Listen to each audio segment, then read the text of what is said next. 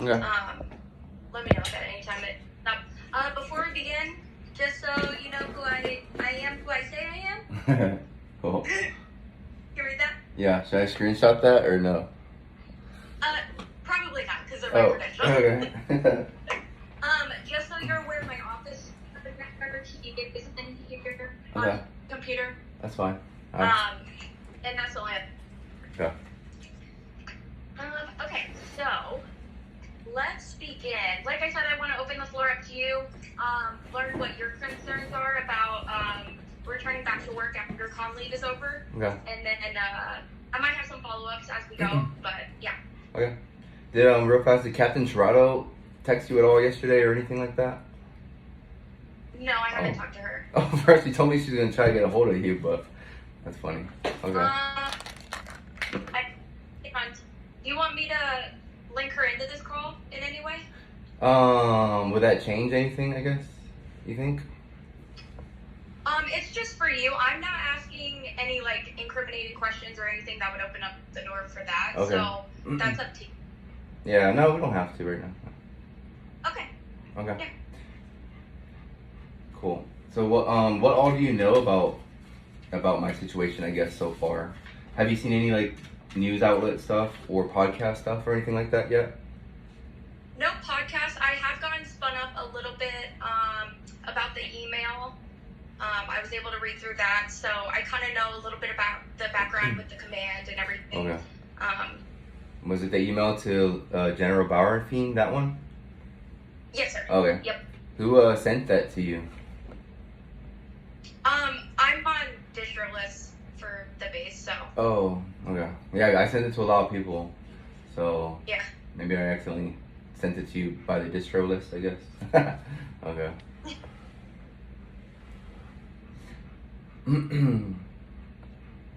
Oh, you just want me to start talking and stuff? Okay. So I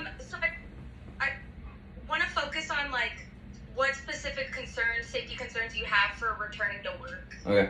I do have a quick question though. Did you know that Special Agent Special Agent Balacita and Ayala, I guess? Because those two. Say that again. Sorry. I was gonna say Agent Balacita. I know him. I know Miss Ayala. She PCS'd. Oh yeah. But I know. Yeah, because my commander specifically name dropped them. He name dropped so many people in my court martial and throughout everything that I have. But he name dropped those two that they were part of my investigation before I got arrested and everything like that. So I don't know if you were aware of that at all yet. I don't know in what context the court martial scenario looked like for that. Yeah. OSI had a very small part in whatever happened in the past. Mm-hmm. So I don't know what was said in court or what that was about. Okay. So yeah, I just wrote a quick little timeline for us to go over if you want. But you said, what fear do I have of concerns and whatnot? So I have two. The first one is fear of arrest. And you need to know reasons for that. It would be because it already happened once where they lied to me, and I like even in court, like I learned so much from my court martial last year in September, and my commander used mental health, and they plotted with them, and this is why I brought up Balacita and Ayala, because they were even in on that meeting according to my commander, along with the group commander and all other types of other people, like higher level command leadership. And they used that TTM as an ambush to have me arrested at the gate when I was going to it. And the judge even asked him questions like, did you think that his TTM was necessary? And this TTM is a TTM that he scheduled too, by the way, my commander. And he obviously told the judge yes, because if he would have said no, right, like it would have been immediately proof of he's abusing his power, his authority. So he said yes, and then the judge gets him to contradict himself, obviously. This is what she does. She's a master at that. And this is what my commander is. He's a master contradictor. So she asks him, if you thought it was necessary for that TTM to happen, why didn't you just have security forces bring him to his TTM once they arrested him? And his answer was literally I thought it was a done deal. So do you know who Lieutenant Colonel Vasquez is personally? Personally, no, but I have had to work with him on old cases before. Oh, okay. Yeah, so there's an English barrier. He doesn't really understand English he speaks English, but he doesn't understand certain parts of English. Like, he thinks violence is synonymous with confrontational, and that was brought up in court too. He kept saying I was showing and exhibiting violent behavior throughout the squadron, and then when the judge asked him specifically what violent behavior was he demonstrating, he couldn't think of anything other than him saying just confrontational. He was being just confrontational. And then the judge asks him, so no real violence though? And he says no. So he's using violence around the squadron, around everywhere, when I'm just confrontational back then. And rightfully so, with all the evidence that I now have. And then the other question that she asked him was, so hold on, let me think. So she asked, he said, I thought it was a done deal. Oh yeah, and then she asked him, so once he was in jail, because I was in jail for 66 days, she said, that's it, just that, like, no TTM. Everyone was on board for a TTM, and then he said that he made no more decisions after that. So I want to start with that, because that's the immediate distrust that I have with him. And again, rightfully so. He proved himself to be incompetent and extremely negligent. And I suffered for it, when I was in jail. We could go into that too, but like, it's just crazy how, in my opinion, how corrupt so many agencies are in this base. And I'm not just stating that arbitrarily. Like, I have all these reasons and facts as of this point as to why. The fact that the flight commander at Mental Health, Major Negre, and then Major Wiley became it. Like, they were complicit in on it, like, they were in on these meetings to have me arrested, and they didn't tell them that, like, they didn't even care about the TTM, I guess, when I thought it was gonna happen, and they knew I was happy for it to happen. So anyway, yeah, I'll just throw that out there real fast. So yeah, that's my fear of arrest, because it already happened, and they use TTM. Like, that's such an abuse of authority and abuse of power. And then the group commander, the mission support group commander, Colonel Roche, he was in on it because he had to sign his 48-hour memo to have me arrested too. So it's like permission, I guess, from Vasquez. Vasquez needed his permission to have me arrested. And then, he signed it. And he said, due to the good order and discipline of the unit and blah, blah, blah, like, we need to keep him in continued confinement, when it's all BS. And then when you're in confinement, you get a PCRO hearing within 5 days. And my PCRO, pre-trial confinement reviewing officer, was Lieutenant Colonel Lefevre. And he was so tricked. He got easily tricked by the government, because they made me look like a massive a person to flee, I guess a flight risk. They made it look like I was a imminent flight risk, and also a what's it called, just assaultive, I guess. Like, if they release me, they think, or they're stating I'm gonna go assault people or whatnot. So they put those two out there, and then Lefevre just he kept me in pretrial confinement due to not doing his own due diligence and just anything like that. All from a preponderance of the evidence that they made up, that they all lied about, that I could all easily prove throughout my entire court-martial. All the court-martial audios are on my YouTube channel right now for everyone to view, because, like, I don't know, like, why not? It was a public court-martial, and I feel safer with that being out there, Yeah. I have a quick, just clarity question. Okay. So what was the cause for arrest? Like, what were they saying you were getting arrested? Yeah, so I didn't know at the time until like 6 hours later. So I got arrested. I asked them at the gate, at Chavez Gate, why am I getting arrested? They wouldn't tell me. They didn't read me my rights or anything like that. They just literally ignored me. And then they brought me to confinement. And there's a whole situation that happened there. But then I later find out that same day, like 5 hours later, that I was being charged for 4 charges. They added a 5th one. But it was originally 4 charges, and the first one's desertion. The second one was willfully disobeying my commander's orders. Third one was disrespect to a superior commissioned officer, which is my commander. And then the 4th one was insubordination to my supervisor. Okay. Yeah. Desertion, not obeying orders, disrespect, and insubordination. And then at the end of April, he added a 5th one and 2 assault charges he stacked onto that. Yep. And since we're on the topic real fast, oh, go ahead, sorry. Sorry, April of which year? Was that last year? Yeah, last year. Mm-hmm.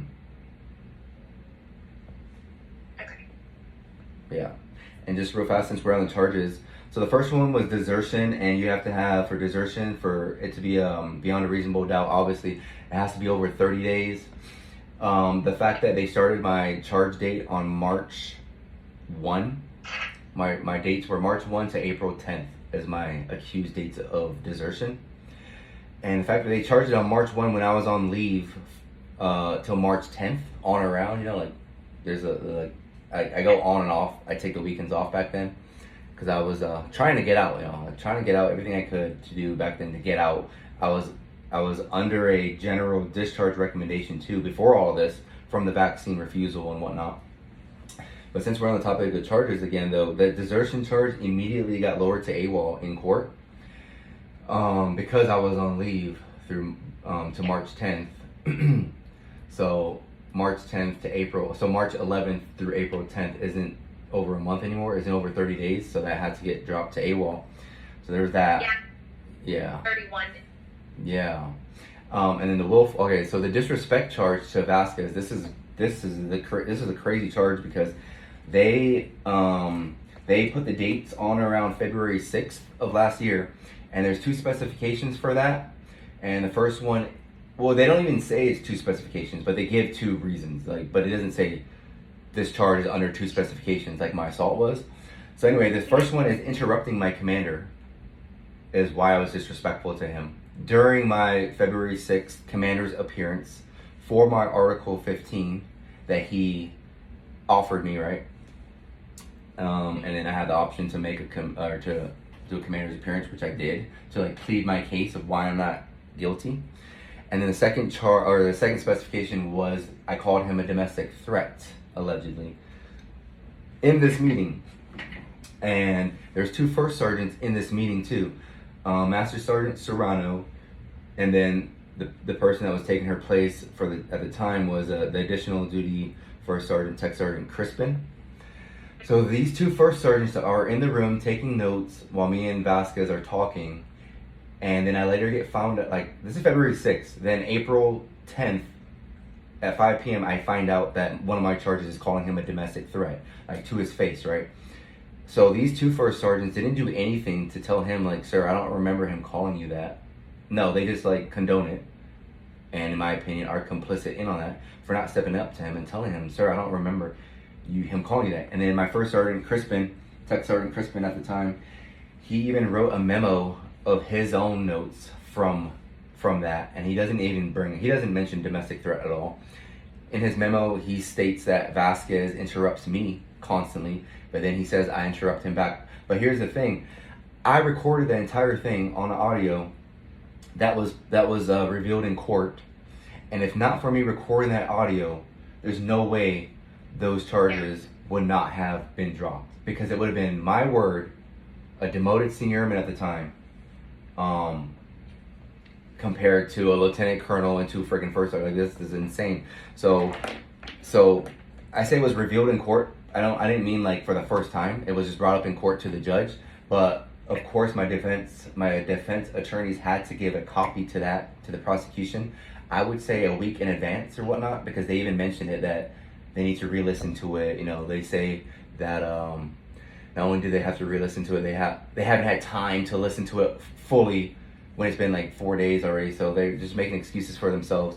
But anyway, the craziest thing is they now changed the date, not on my referral charges. They changed the date to, it was end of March during an LOR response. So my commander he wrote me 2 LORs at the end of March of last year. And then anyway, in court, he's saying that in my rebuttal response is where I wrote he's a domestic threat, which is retarded because it's not in there also. So it's they have nowhere to say that anymore. So they're just picking spots. And then I have so much, I have over 1,000 documents of legit evidence. So I had 3 attorneys. One of my attorneys interviewed Vasquez before the court-martial. They interviewed everyone. And she says, let's see, hold on. When asked about the domestic threat comment, Lieutenant Colonel Vasquez's response being, "I don't remember." So this is before court. So he doesn't even remember me calling him a domestic threat, but he continues to hold that charge of me calling him a domestic threat.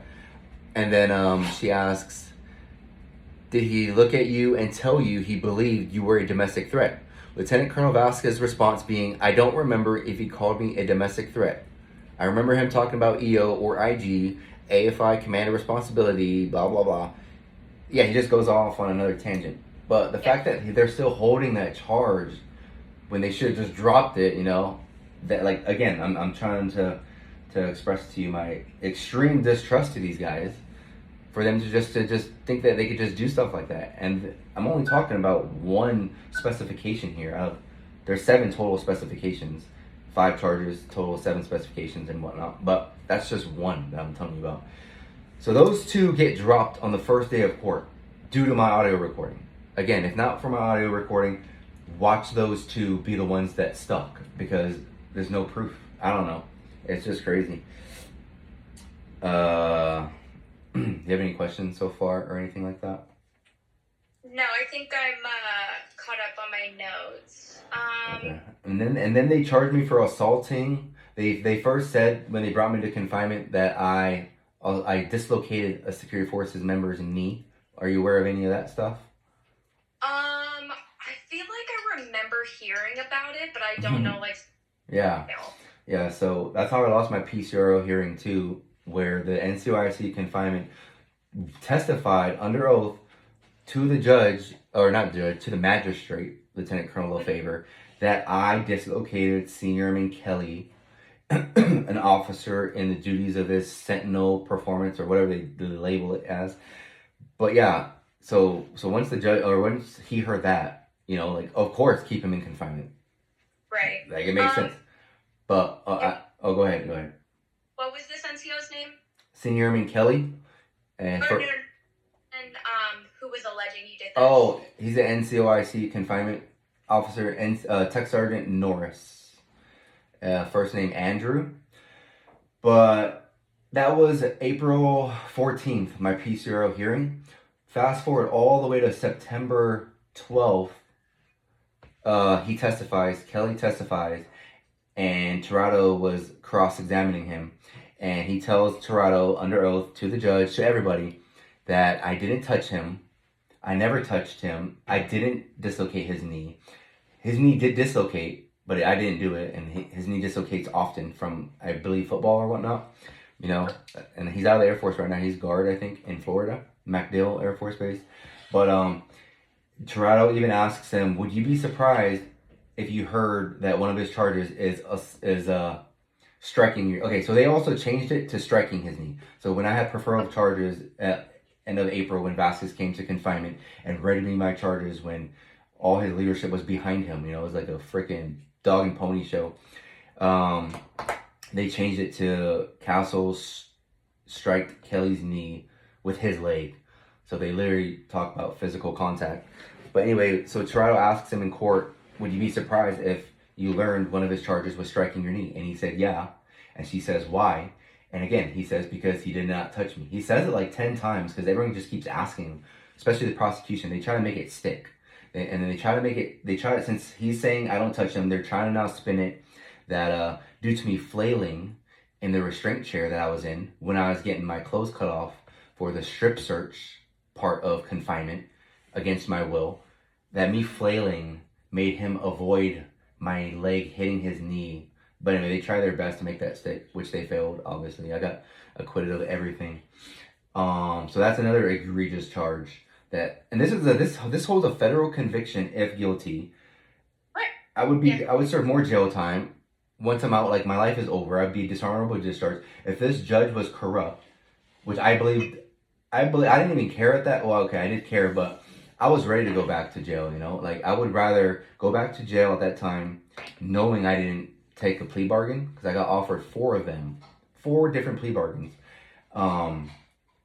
And I would rather have gone back to jail knowing I didn't accept that stuff and I pleaded not guilty to everything, as opposed to their stupid plea bargains, which is you accept guilt for 3 charges and we'll take away 2 charges, but you're gonna get dishonorably discharged regardless, blah blah blah, you know. So like, I took a chance and I'm glad I did, because if I didn't and I took a plea bargain, I honestly probably would be dead right now. Like, there's no way I could live with myself.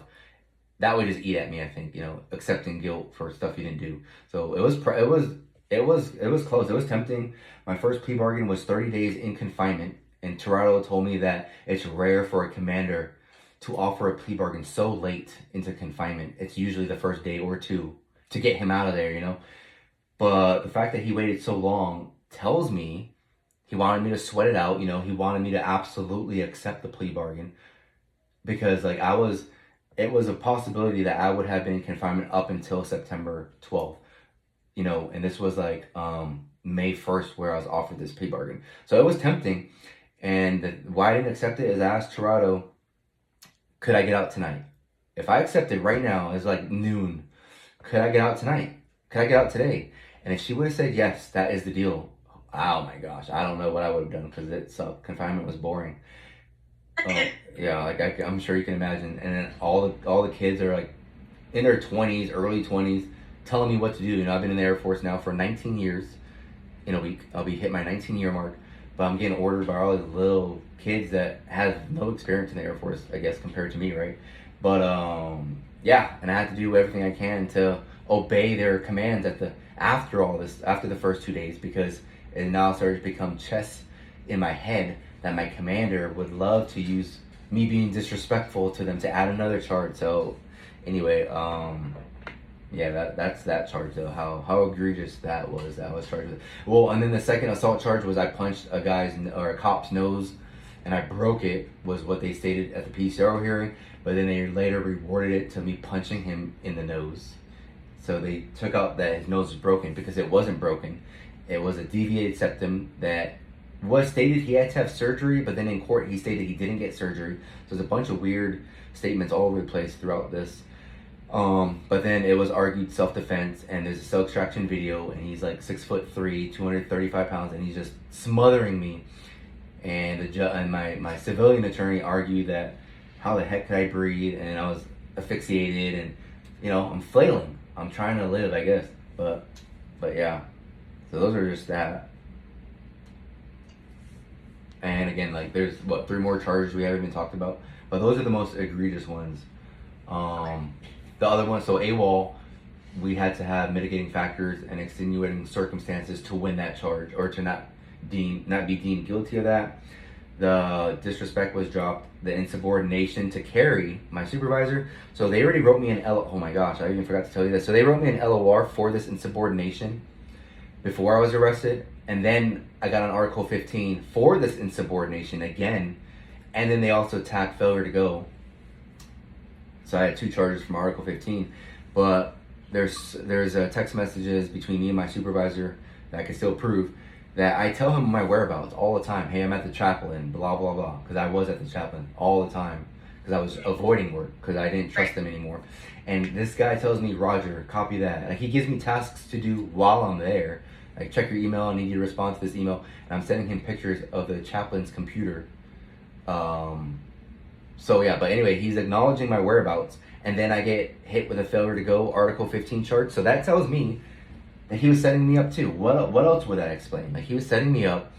And then I obviously wrote my rebuttal to my commander. I stated all of that. He didn't care. He denied my appeal. I appealed it to the group commander, Colonel Roche. He denied my appeal. And it, like, that is really just the start.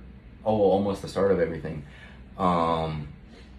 So yeah, my AWOL charge, we had to win that, or we won that for mitigating factors. Okay. Oh, so the insubordination charge, right? That's what I'm on right now. The judge asks Vasquez at the very end. It was her last question. It was about 40 questions too. She asked him, if you wrote him NJP for insubordination to carry, why did you recharge him under UCMJ for the same charge roughly around the same period? He asks her to repeat the question to get more time to stall, obviously, right? Like, he's not stupid. He can't be stupid as a commander, and I'm not calling him stupid. I'm saying he can't be freaking stupid as a lieutenant colonel commander. It's ridiculous. So he's negligent. Anyway, she repeats the question, and his answer, she even helps him. She's like, do you have any rationale as to why? He says, I do not. And he puts his head down and he says, I do not. Like, what the heck? But you're still going to charge me that, where it can have, it would have massive implications to my life, my family's life. When I was in confinement, my son was born, so I missed his birth. I don't know if you know, but I received two tears in my rotator cuff from that very confinement extraction that I could prove and all that stuff, and an MCL tear in my knee from that confinement extraction as well. So the fact that I was in confinement for all these false, negligent, lack of due process, lack of due diligence charges that I received massive ramifications on, missing my child's birth, injuries to myself. My fiance was like having extreme anxiety. My mom was having anxiety, it's crazy. It's just, that's why I keep calling this like one of the biggest, this is probably going to be one of the biggest scandals in Cannon Air Force Base once everything gets brought to light. I've done 4 podcasts already, but each podcast I keep doing, like, they keep getting bigger, like the people asking me, like, this next guy, I don't know if you ever heard of PBD, but this guy has like over like 2 million subscribers, and one of his assistants, or I don't know, co-host, there you go. He's asking me to come on his show and do it, so I have it next week. But I'm trying my hardest to not state names, which I think I've done a decent job so far. But like, their names are so blasted all over social media, but I'm not saying their names just due to the chess piece, due to my lawyer telling me try not to. But like, this is just gonna keep going until the balloon pops, until justice and accountability is had. Like, look, I'm directly messaging the AFSOC commander now twice. I'm messaging our wing commander like 3 times, who now I believe is complicit in on this too, as of yesterday. So I have a TTM coming up. I asked his assistant, his EA, Major Taylor, and Major Brown. I guess he has 2, I don't know. But they called me back and they tried to see if they could be part of my TTM, if he could be part of my TTM coming up May 24th, I think. But they called me back. Oh, go ahead, what? His aides were the one asking if Colonel B could be in it? Yep. EA, okay. Executive assistants, yeah. And they tell me later on in the day that I have proof of, they state that his schedule is so fluid, we don't know when his next availability is. And I said that it doesn't make sense to me. Like, what? We can't plan it a week out, 2 weeks out. He doesn't have a 30-minute slot. Like, they can't even think. They can't even deductive reason. Like, do it on the weekend. I don't care. Like, do it on the weekend. Do it off duty. Well, it makes no sense. And I was like, well, can we do it for 2 weeks in advance? A month out. I need him in it. Mostly for my telework recommendation that I've gotten from many mental health professionals that my commander and Roche has denied due to multiple reasons. Vasquez denies it for 5 reasons that I debunked every single one of them, and then Roche provides 3 reasons as to why I can't telework, and I debunked all 3 of those. So those are the reasons that are false that they're using.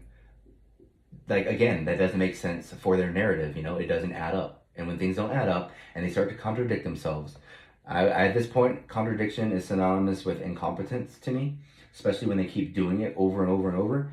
But anyway, so Colonel Bergin, like, I'm not an idiot. I can take the hint. He doesn't want to be a part of it. And then they lie to me by saying his schedule doesn't allow it. So I try to think, right? I try to think with Major Taylor, well, can we have the deputy commander as your representative, Colonel Greer, part of it? And they give me the exact same reason with him, that they can't because his schedule is so fluid. So anyway, I told Tirado this yesterday, and she tells me, yeah, they probably talked to legal, and they probably advise him to just stay away from this. Don't be involved in this, So they're lying to me. And the biggest part is freaking Major Taylor. He tells me to reschedule the TTM for a later date. Tell us that later date so we could then again readdress it to Bergin. And then I'm telling them, but I'm gonna have to reschedule everyone's meeting. Chief Baldwin, who's my supervisor, and she's the SEL for Colonel Roche, she's gonna be in on it, but she's leaving here soon. She's PCSing, so she can't be in on it if I reschedule it. You know, like the world doesn't revolve around our deputy and wing commanders. So if I did do that though, if I did take the Major Taylor's advice and reschedule it, and then a month out I tell them again and they just give me the same bullcrap, why did I do that for? I don't know. Yeah.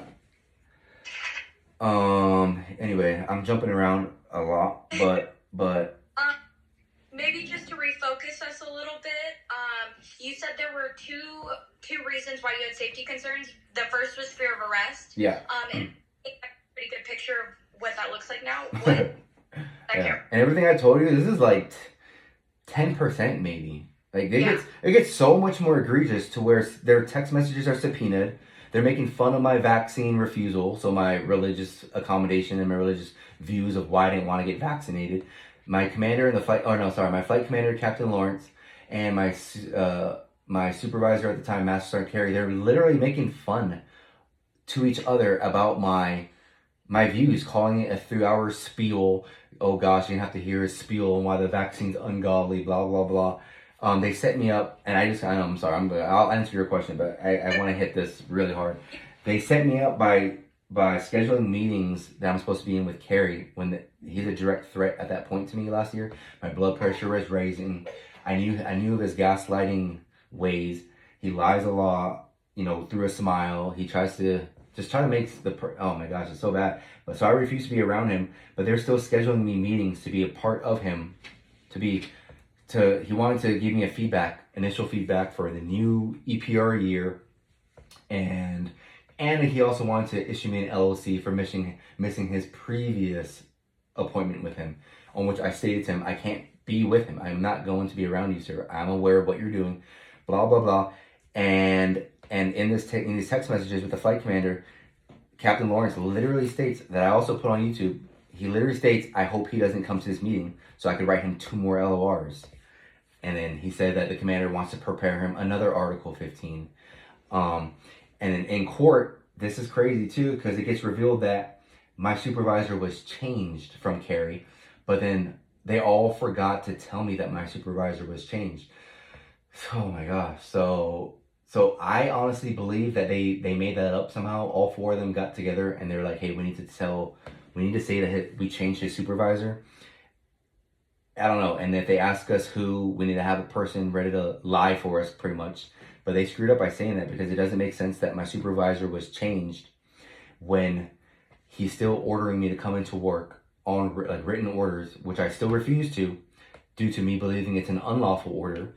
It doesn't look like an unlawful order on paper, but it's unlawful to me because of the protected rights and the protected classes and the statutory rights of its violation. But he screwed himself by changing or admitting that he changed my supervisor, but he's still ordering me to come to work. And here, at this point, he already scheduled my TTM. So all these contradictions play out in court, and then the judge has enough of it, and then she quits me of all charges. But then 3 months post-court-martial, I'm at Laurel Ridge as an outpatient for 11 weeks, and we have a TTM on the phone with me and my therapist, and Vasquez, and the first sergeant. And this guy's crazy. He starts to show his emotions of his implied emotions that he didn't agree with the judge's verdict. He says that we never got any verdict or any logic or reasoning as to why the judge deemed him not guilty of all charges. And then he makes up an arbitrary statement saying that he quotes her, but she doesn't say it, his own mind is weird. He says that she could have told him, hey Castle, this serves another opportunity, end quote. So that's why she might have maybe acquitted him of all charges. It doesn't even make sense. Like, when you could just... You're like, okay, that's what the judge says. Right. And and he's the one who had this court-martial, he wasted a lot of money, taxpayers' money. So this is fraud, waste, and abuse, in my opinion, for this court-martial that he didn't even have due diligence on. That's the biggest part. And all these people are commenting on my ex stuff. General Flynn chimed in, Colonel Mancies, who was a wing commander himself. They're all saying because he had convening authority also, this guy, Colonel Mancy's, and he says in this interview that when he pressed charges or UCMG charges on members, he made damn sure that those charges would stick, as in he did his due diligence that the members are absolutely preponderance of the evidence did it, you know? Like, that just tells me for a commander to file charges on someone, especially as many as mine were, and for me to get acquitted of everything, like that gave me a lot of leverage, you know? It just gave me above them. He says in court I don't have any credibility, but now it shows he doesn't have credibility to any sane, competent mind. And like no one questions him on it still. This is why I've been messaging people or emailing people above Roche. Bergin, like I said, he's complicit in on it now due to the TTM stuff. Him not even wanting to be a part of it. He emailed me back to the other day stating that Senior Marine Counsel, due to your oath and obligation as a uniformed service member, please remember to be respectful. You know, I'm paraphrasing, but please remember to be respectful and to, you know, all that mumbo jumbo crap when I am, but they weren't, you know, like it's just so crazy. So anyway, I'm sorry. Yeah. Your question was what's my other reason? I believe that I will die. They will execute me. Why wouldn't I believe that when they've done everything they could to destroy me? Like when I go walk my dogs, I'm looking around that like I don't know. I really feel that I could die from this. And the reason for that is everything I'm telling you. I wrote their past actions, and there's so much of it, and it's continuous. It's continuous till this day. It's still ongoing, and the fact that it's at the AFSOC commander's level now is egregious. And I'm already planning to email above him if I don't get what I want, which is accountability. I want my accommodation for my diagnoses that they're denying for arbitrary reasons. The last reason that Colonel Roche denied it for was mental health. On-base mental health is not supporting it. And my mental health provider is Mrs. Morales, and I told her that, and she got frustrated because she never stated that, and she can't state that. They have to remain neutral, you know. Right.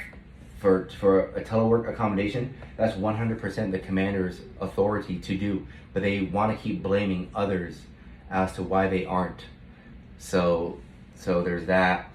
So that's what I want. I want my accommodations. I want accountability of them, you know. And like I already wrote in Article 138, he denied it for arbitrary reasons again, for untimely when it's not untimely.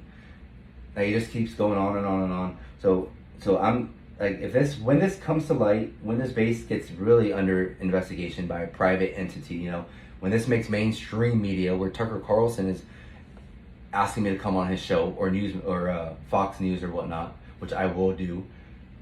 Like, how much is enough? You know, like their careers are going to be ruined, and with what they've already proven to me of how they are, once that happens, I don't see them stopping, because I'm not going to stop. I don't see them stopping.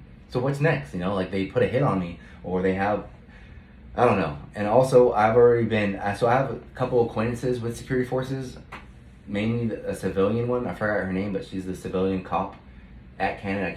I can't see them bringing too many of them. But she told me, yeah, the Hispanic one. Yeah, she's cool. So anyway, she told me, like, she said that, I just want to warn you. Like last time I went through the gate, which was like a month and a half ago, she said, I want to warn you that all the security forces hate you on this base.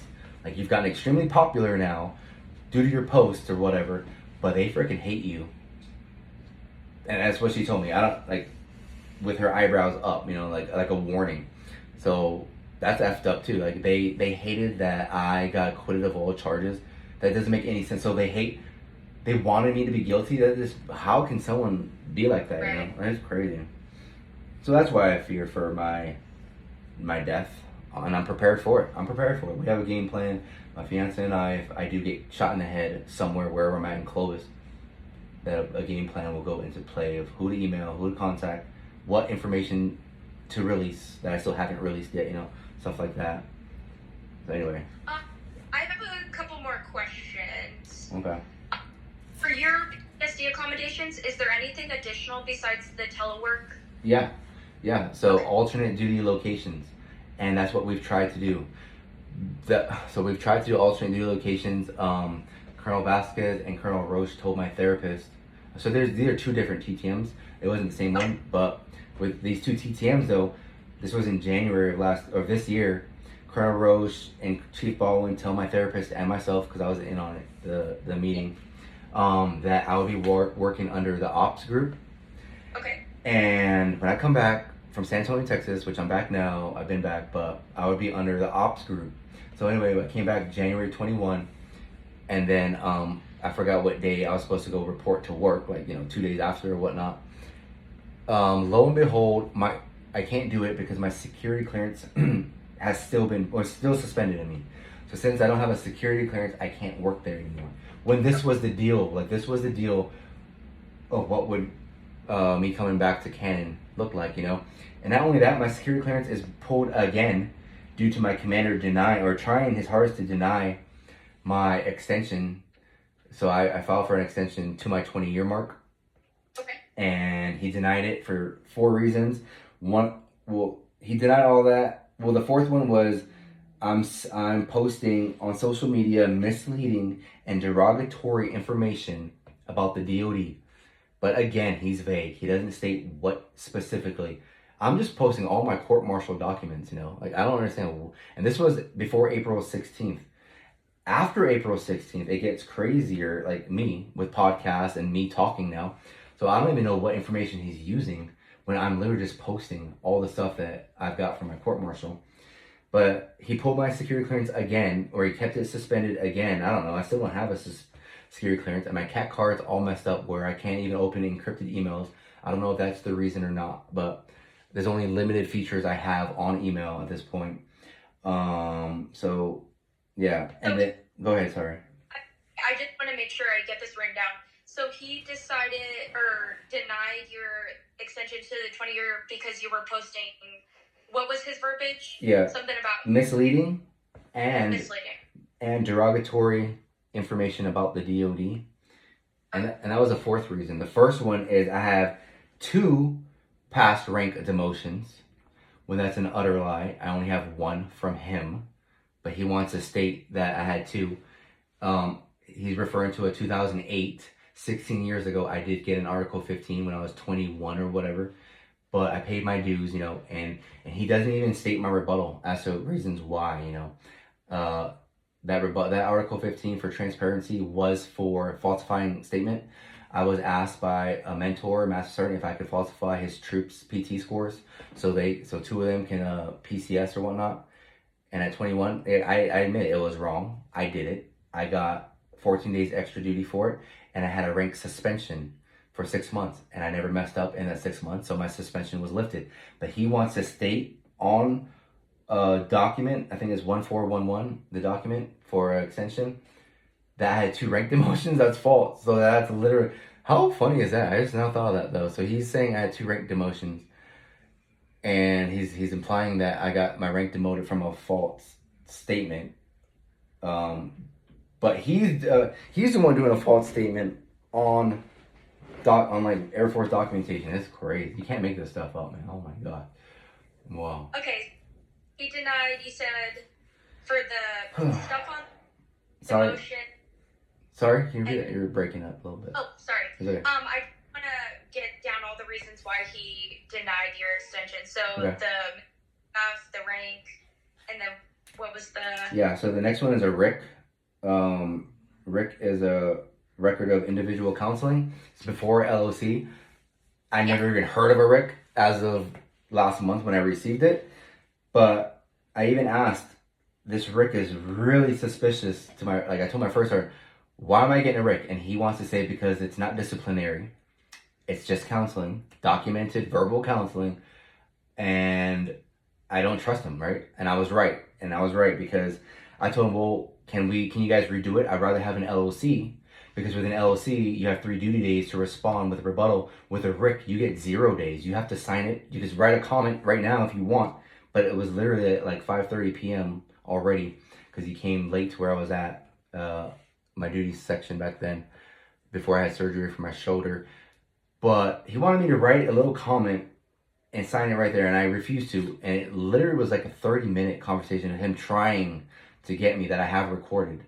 And And I told him, sir, I really feel coerced right now. I do not feel comfortable. And once I said that word, coerced, he stopped everything. You know, he dropped everything. He's like, okay, you don't have to sign anything. So anyway, I did end up signing it, but not in a signed spot. I wrote what I wanted to on there, and I wrote on that Rick in the back that due to the distrust I have for Vasquez, I believe this is retaliatory information that he's trying to hide or mask, you know. Request an LOC so I can have 3 days to investigate the matter. And the matter is, they're saying I missed 2 medical appointments. And missing 2 medical appointments, the consequences of that is waste of money, waste of man hours, and a waste of, I don't know, something else. But oh my gosh. So the first one was, so those 2 medical appointments were mental health appointments. Because what? They think I'm just going to go home and just take it? You know, I don't know how they still think I'm not unrelenting on this. I'm ready to die for this, to get justice and accountability for this, you know. So I called my mental health provider, and my first accused no-show was to her. They're saying it was to her. I asked, so the dates, I don't remember the dates, but it was like April, one date in April and one date in March. And I asked her, ma'am, they're accusing me of missing this date that is supposedly with you. She looked through her schedule. She's like, no, we never had anything scheduled. I tell them that back. They don't care. So now they're literally accusing me of missing an appointment with her, who she's stating that I didn't, there's nothing in the books. And then the next one was I missed another mental health group therapy class, okay? But I was on approved leave.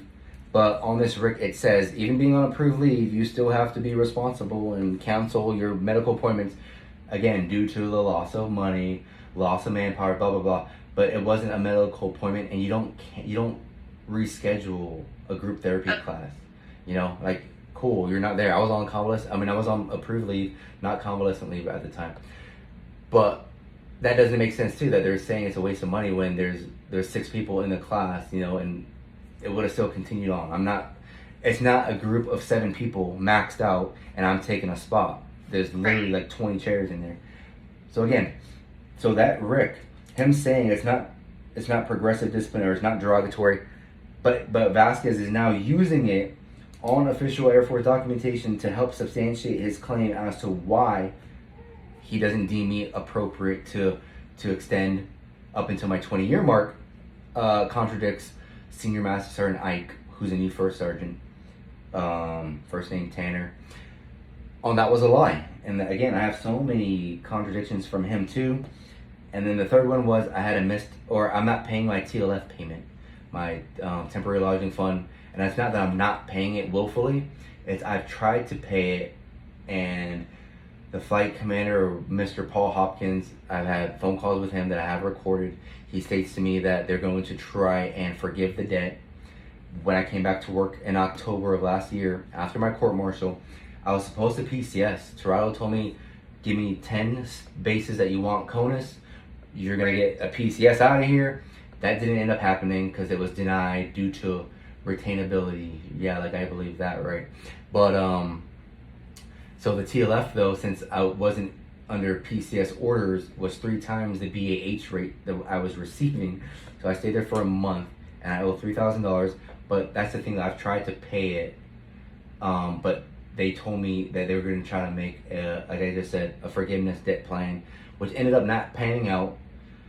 Oh my gosh, it just ended up not panning out. Like the stuff I'm telling you, I'm so prepared with proof and evidence if needed. You know, if you're like, hey, send me what proof you have of the TLF payment, that's going to be its own freaking saga as well. Like all these are massive stories that it's over 2.5 years now. There's so many things just keep getting added constantly. So yeah, but they're making it look like I'm just refusing to pay it.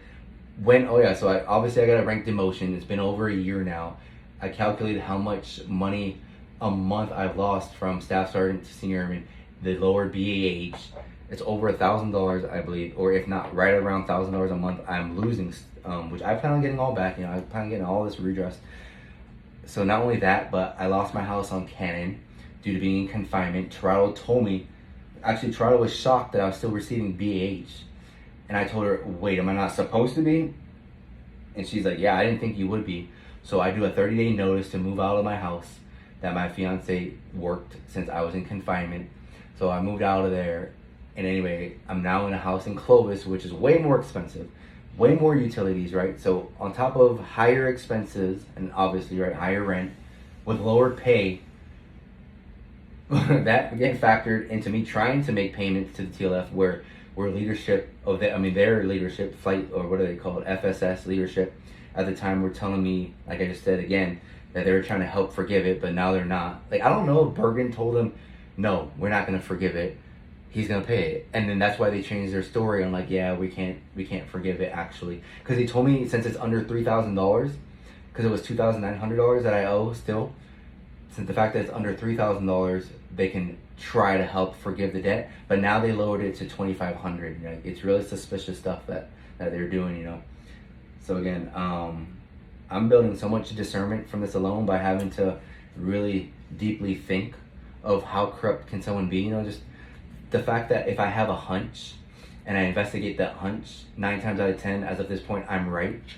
My biggest hunch being, I literally could talk for like 4 hours on this. I'm telling you, like, I'm so sorry, but this one's so important to you. The biggest hunch that I've had recently was, so I've gotten a full copy of my PIF from Tech Sergeant Crispin before my arrest, right? Luckily, I asked for that, and I have proof of everything he sent me.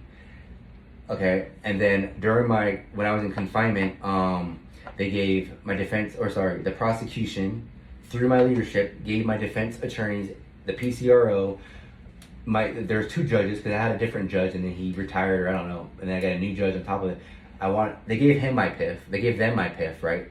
And then, anyway, months after my court-martial, I asked my first sergeant now, Senior Master Sergeant Ike, can I have a copy of my PIF? Because I've asked for it to be removed since there's so much false information on it, like me being deemed an active shooter. It's being stated that I'm targeting members in the squadron to essentially kill, paraphrasing. It says I'm targeting them that have been in communication with leadership. But what does that mean? I'm targeting them to what? Slap them? I would think it means to kill them, especially when I'm labeled an insider threat at this point. Oh yeah, so I asked him for my PIF. He sends me my PIF. It takes like 2 weeks. So anyway, I didn't do that with my hunch yet. So anyway, once he got me that, I just wanted to look through it to see what was still on it.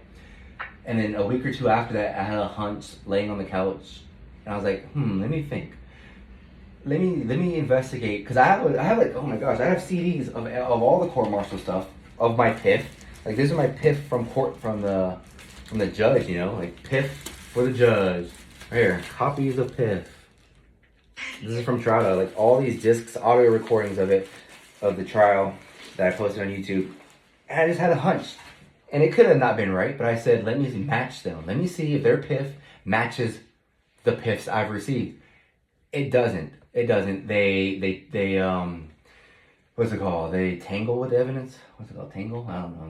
They take crap out of the stuff that they gave my judge. And what they took out was an LOR of the insubordination conduct that I've displayed to Carrie. And the LOR misconduct was I called him silly in a text message. So he felt disrespected that I said, I'm coming to see you, silly. I hesitated to stand in parade rest when he was giving me paperwork on the week of my Christmas exit. Stuff like that. It's like 7 reasons. But they take that out of my PIF that they give my defense attorney. So my defense team didn't even know about this. And look at that. We didn't even need that because the judge figured it out anyway. But that's a humongous crime, perjury, tampering. That's what I meant, tampering with the evidence. Because it's crazy because so again, I just told you that I got my new PIF from Ike and that's back in it. So someone's doing this. Someone clearly took it out and put it back in. If they would have just left it out, I would have never known. Go ahead, sir. The PIF that had the removed items, who was that given to? The judge, you said? It was given to my defense team, civilian attorney Dan Conway, Captain RF, her name's like Ritikatan Frick, but her first name's Sarah. Yeah, it's crazy. That's why we call her RF. And Captain Lisa Tirado. So they didn't know. I didn't even know. This is, like I said, this court-martial has over 1,000-page documents easily, 100-page screenshots of text messages, stuff like that. and then it was given to Lieutenant Colonel LaFavor, who was a PCRO magistrate, and then it was given to Judge Elijah Brown, who was the judge assigned to my case in June. But then since he's retiring, or I don't know what happened to him, Lieutenant Colonel Vicky Marcus was my judge. And again, I can prove all this stuff. I need to be able to prove this stuff. The fact that I'm going on podcast talking about this stuff, I better be prepared that I know what I'm talking about, or they can easily hit me with charges of, misleading and derogatory information, which they're doing anyway. Okay, so those LRRs were removed, but now those are back in your PIF. Yeah. No. It's just one. It's just one LOR. It's just one LOR. Yeah. The silly and the other thing. Okay. Yeah. I don't even know if it has supporting documents to it, like text message screenshots. I can't tell you off the top of my head, but it's my LOR. But why that again? Oh yeah. So do you know why they would do that? Let me ask you real fast. What if it was malicious? Why? Because I even asked Sergeant Lauder. I told her this, and they always give the benefit of doubt to them. Sergeant Lauder later tells me, well, that's a good thing that they took one LOR out. It makes you look less criminal, you know? No. So anyway, it's so serious, but do you know why it would be bad, if you would have to think? I don't know what went on in this situation, but to my knowledge, if you remove things from a PIF, typically they don't go back in the PIF. Right. Because removing it from the PIF, that shouldn't affect the member going forward. Got removed from the PIF, so I'm not. I didn't even know that. I didn't even know they could, if they remove it, they can't put it back in. So thank you for telling me that. Well, no, I don't know if it's a can't, but I've never seen him. I've been in, quite a while. I've never seen somebody put something back. Yeah. Okay, well, that's not even the most important part. The most important part is they're trying to hide double jeopardy. The fact that they wrote an LOR for it, they wrote me an MFR for it, they wrote the NJP charge for it, that's 3 specifications of it, and then they want to give me a UCMJ charge for it. The fact that they could just hide one little LOR out, they should have had the MFR out too, but they just hit the LOR. It increases the chances for the judge to possibly miss it, that they've already charged me, or that they've already addressed it. So that's that. So instead of double jeopardy having a 50% chance of sticking, instead of it having a 10% chance, maybe a 2% chance of sticking, if they would have left the LOR in there, them removing that maybe increased it to a 50-50 chance, It doesn't even make sense. How could it have been an accident? That means, but the fact that it was put back in, like you stated, if it was never put back in, then that could seem like an accident, sure.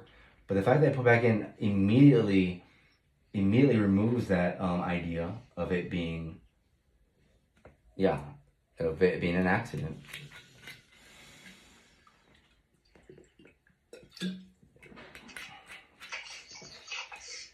Anyway. Yep, and until this day, my security clearance is still pulled. It's been pulled. It's been suspended for over a year and a half now, illegally, unlawfully, and that really irks me too. They're doing whatever they want. I can't believe the military is like this at this point. I've received over 500 messages from people on Instagram and X of retired veterans and separated veterans and stuff, and they're like, "This is egregious." One of my cases is the most serious case anyone has ever heard of, I guess. I asked my provider, out of all her cases, my mental health provider, out of all your cases, thousands of cases that she's had to have, what does this make? And she told me this makes the top 3 for sure, which tells me it's probably number 1, but she doesn't want to boost up my ego or something. But I had a question for you, actually. What's up? So I was investigated by OSI last year around maybe February, March, April timeframe. Is it within my right if I requested to get a copy of the investigation that took place? Are you talking about the insider threat allegation that was made? Yeah. You can try to FOIA it, and I only say try because it was not a full-blown investigation. It was not a case. Oh. It was what we called an informational file.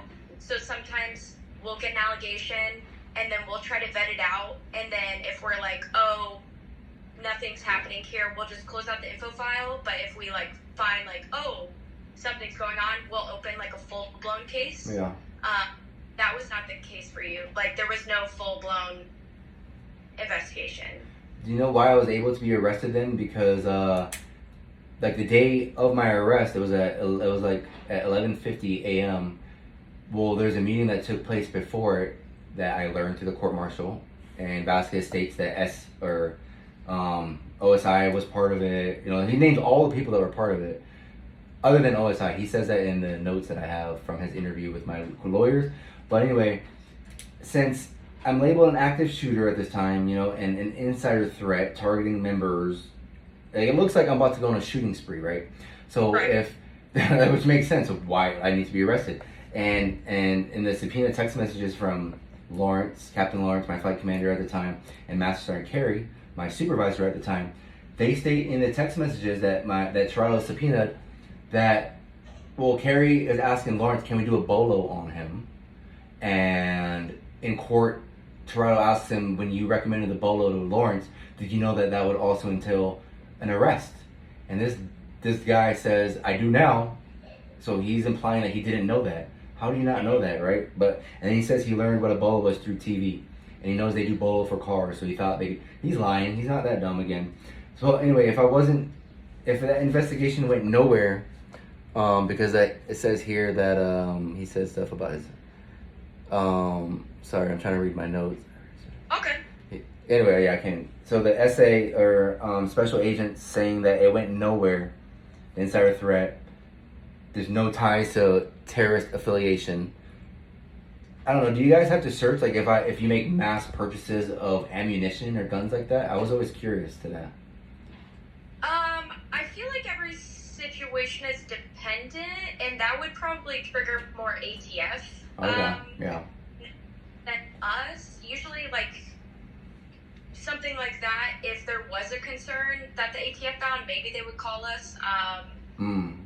That's not just, like, very situation dependent. Okay. And, like, yeah. Yeah, because I always thought that, yeah.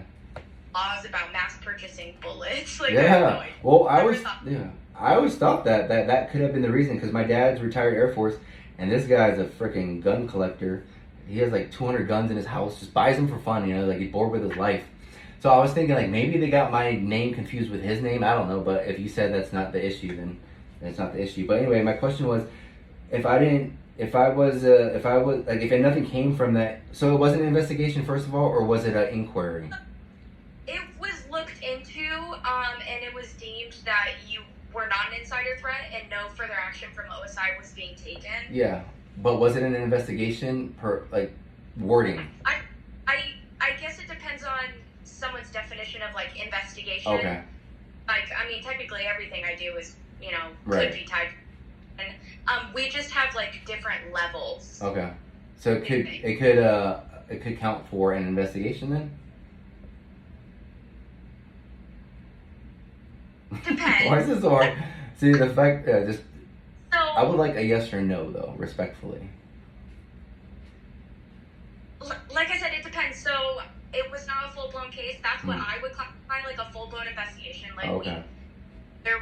we looked into things, like, whatever. Yeah. The allegations that were made against you were investigated. They were just not, since there was no indication that you were an insider threat, there was no, like, further, because it's like, why do we further need to look into yeah. it? Level we're deeming no insider threat. Yeah. You know what I mean? So like, there's yeah, of course. So is it safe to say it was a short-lived investigation? Yeah. Okay, cool. I got you. Yeah. Okay, cool. Yeah, because someone told me it wasn't an investigation and it was an inquiry. I don't know the difference, but whatnot. So it's called an information file. An info file. And I think that's where it depends on, like, what somebody classifies as an investigation. Because a substantive case file, that's a full-blown case. Okay. But we have levels to where we look into things and then we close it, and then that's that. Yeah. So. Could I have the dates too, if you could provide me of like the start and end of the investigate or the inquiry, whatever dates, if possible? I would have to look it up, but you can because that would be important. That would be really important, because like extremely important actually, because if you tell me the end date hypothetically is March 15th, but then they deem me an active shooter on April 6th, you get how it like looks way more malicious. Right. Do you want me to, I can text you or email you the link for the FOIA request so you could request through outside FOIA? Yeah. I'm not, since Awesome. you were the subject of that inquiry, I'm not allowed to just directly give you information from it, but you can do a FOIA request for it. And who would that go to, a FOIA request? Or who gets it? So once you do the request with the OSI FOIA office, it gets kicked back to us, and then we start the process to release. Awesome. Okay. Heck yeah, I'd love that. Okay. Yeah, if you could text me whenever after our conversation, that'd be awesome. Because I've always wanted a copy of whatever they tried to look at for me. Yeah. And then also in the court martial, Vasquez states that they were planning to arrest me at my house, but then they decided to do it at the gate. But they were planning on doing it at my house, but they decided not to, due to me being like danger issues or possible dangerous issues. So again, it's just making it look more like, you know, I have weapons at my house, and I'm gonna start blasting people, you know, I don't know. Oh, I did have a question before I forget it, because I keep forgetting it. I know you said you can't PC right now because of retainability issues and potentially your security clearance issue. Have they, and they keep denying your telework, have they been like, maybe we can PCA him to like the chaplain or something like that? Good. Very good question. My fiance asked me that literally yesterday. Why couldn't they just PCA you? I don't know. Like, right. The fact that you're asking me that, how do they not ask themselves that? They had to have. And again, it doesn't make sense for their narrative to keep doing what they're doing other than it being retaliatory at this point. Like it's completely, there's so much proof at this point that it proves more so retaliatory than them being just negligent, you know, I don't know. But yeah, no, that was brought up though about not PCAing specifically, but alternate duty Here's the craziest part. Toronto actually requested for me to work with her after my court martial because they need help at her office with lauder and everything, and they refused it. They refused everything. They want to keep me within the squadron, or they want to keep me under them, whatnot. I was moved though under Chief Baldwin, which is at the ops group. Right. But it's still under Colonel Roche, who's even more complicit since he's higher ranking and he's more responsible and he has more authority. So the fact that I'm right under Colonel Roche, man, where I was sitting, I could literally walk to his desk literally in like 8 seconds. Like he's right there in the same office area. But yeah, oh, you know what I'm talking about? Yeah. But he signed my arrest order for being dangerous and violent towards people and being a potential active shooter and blah blah blah, but now he wants me within his, like, it's just so nuts at this point. And I definitely have PTSD at this point, diagnosed PTSD from all the distress that has happened. Until this day, I'm not receiving any treatment on it. I refuse to be on medication for it because medication is bad, especially long-term medication. And it's them that's creating the issue. It's not medicine that I need. It's them. Yeah, and then they're just trying to keep me within squadron to further retaliate against me. Like, I'm not an idiot at this point. The fact that no one's putting their foot... So the whole point that we're talking right now, do you think that General Bauerfein had a thing to do with this? Like, he made some calls and he had your commander tell you to call me, maybe? I have no opinions. I would say that, yeah, I would think that would definitely be it. And my attorneys told me not to email the AFSOC commander, but I do it anyway because I do what I feel is right. I feel as if I have enough confidence in myself to know what I can discern or whatnot, because they all told me I would lose my assault charge and AWOL. My attorney told me I have 100% chance of losing the assault charge. And I told him if the judge is not corrupt, if she takes her job seriously, I don't see how we lose it, because the fact that I was in confinement with all his BS charges for it, and I wasn't receiving my medication the day on, You know, they didn't give me any of my medication that I was on. And all these guys bum rush. Oh my gosh, like, it just keeps going. So they subpoenaed their text messages too. Did you know that? They subpoenaed the confinement staff's text messages. So that cell extraction that they did on me was illegal due to, in the group chat that was subpoenaed, that I had proof of, that was evidence in court. The whole point of cell extraction was to stun me into compliance. Literally quoted. We should do a cell extraction to stun him into compliance. And then it happens, 3 hours later it happens. But then they all state in multiple documents and multiple witness character statements on paper, testimonies, that I was barricading my door. I was flipping furniture when in the video my bed is made. But they're saying I'm flipping furniture, I was being belligerent, and the only thing I was not doing was not taking the blanket over my head when they told me to. But I'm also diagnosed with migraine headaches, and that light was extremely bright. And I also have an accommodation from my doctor after that for them to have the lights turned off. So again, more deceit, more nefarious actions. And now we brought up mental health clinic, we brought up security forces, and this is leadership. This is going up to the chief, SEL Chief Green, and Colonel Atkinson, Chad, whatever, Adams, Chad, him.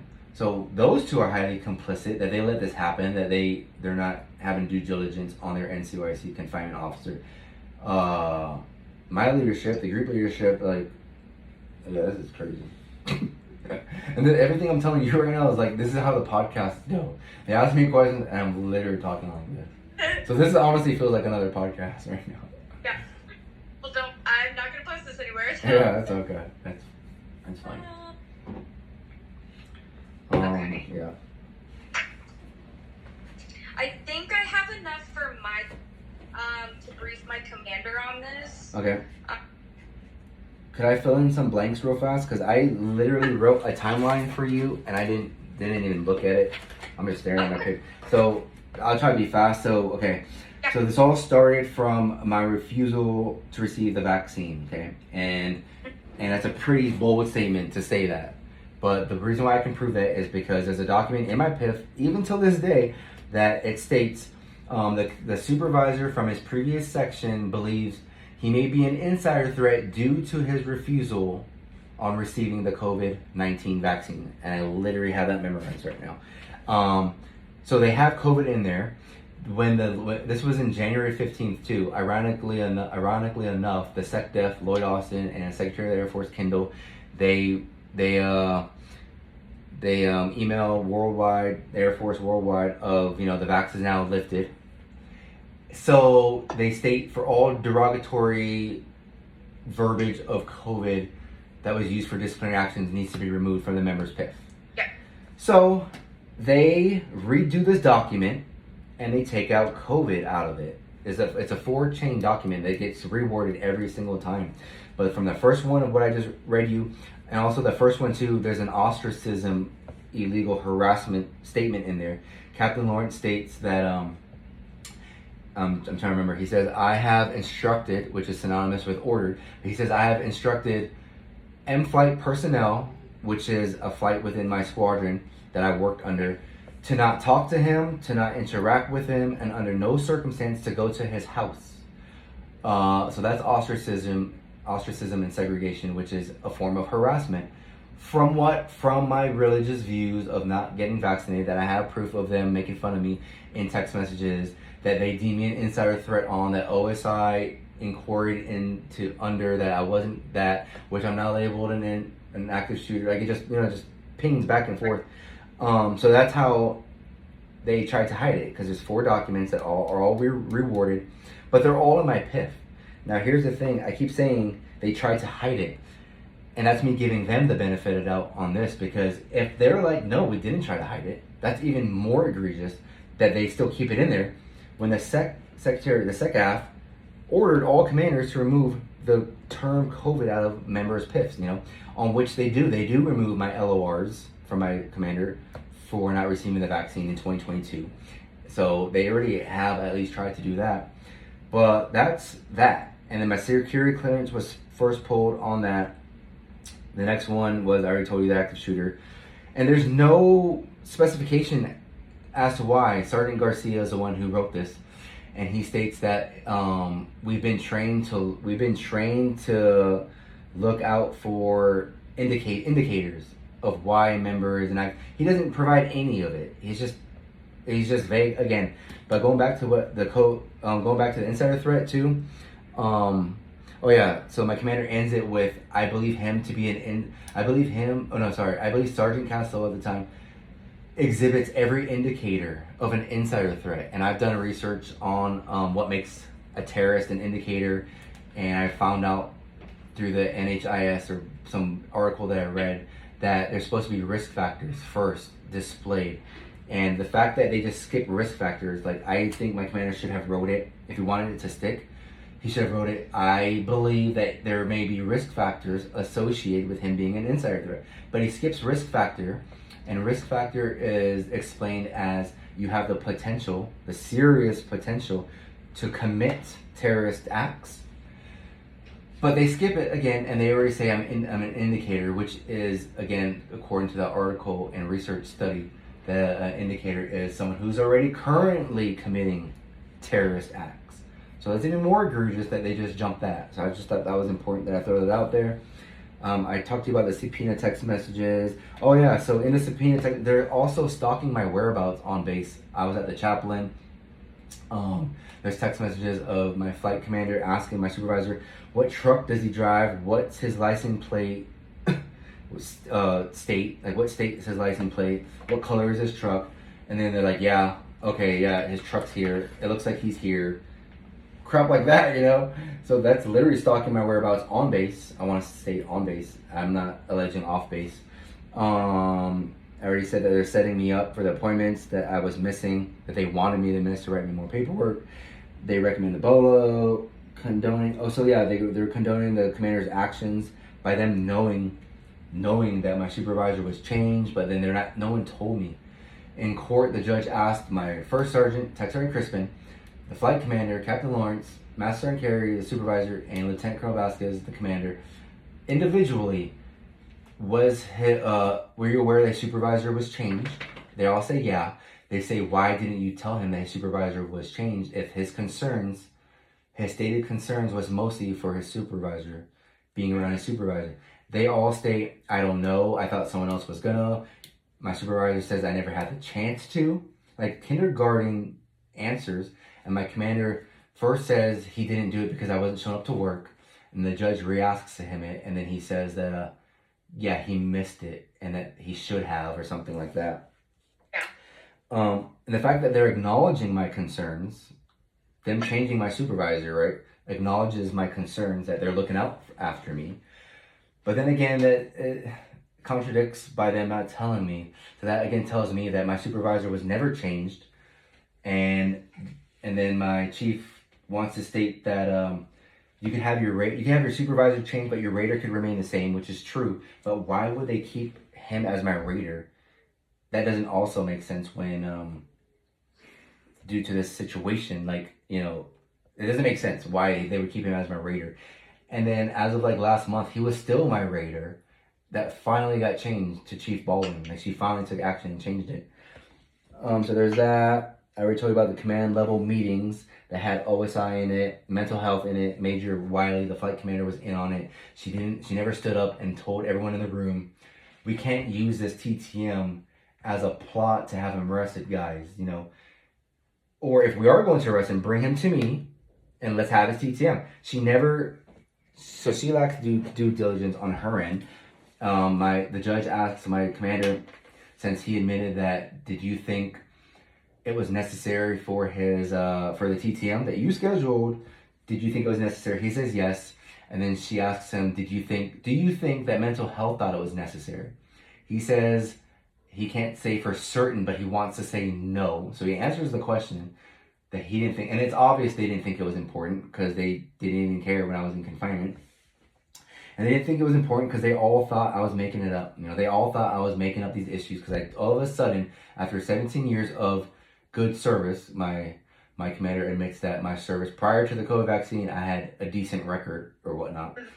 But they all want to state that, that I was doctor shopping provider shopping is what they quoted.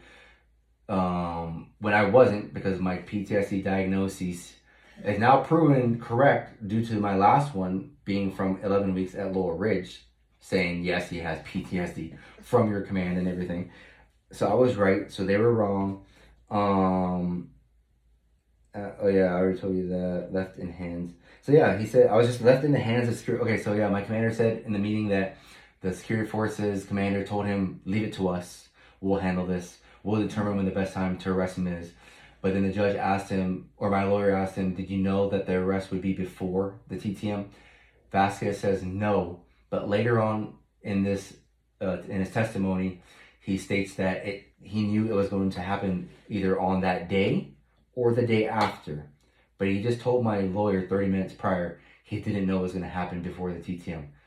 Like, he is ridiculously inept at this point through his actions. We already talked about my court-martial stuff. Yeah, I think we hit that pretty good. So I keep talking about my Laurel Ridge. So day one of Laurel Ridge, I think it was like November 6th or something, was the day I was supposed to start. I'm in San Antonio now with my fiance, with my newborn son at the time. He's like 3 months, and my dogs. And this is coincidental, I get food poisoning. The night, yeah, right? It looks crazy, right? The night before, like the morning of 2 a.m., I get food. I wake up with food poisoning. I'm puking all over the place. But I'm supposed to start Laurel Ridge that morning. So anyway, yeah. So anyway, I call in, like here in Clovis, obviously you have the nurse's lifeline. And that's what I'm used to. You call them in, they give you quarters. It's not quarters that I just learned. It's a six-slip. But I always thought here in Canada, six-slip was synonymous with quarters, because that's what it always has been. And that's always what I've been doing anytime I've been sick prior, years ago. I've been here since 2019, right? So anyway, I'm in San Antonio. I'm under a new squadron, the AMTU squadron. I don't know that a six-slip needs to be converted to military quarters. So anyway, it's not an issue yet.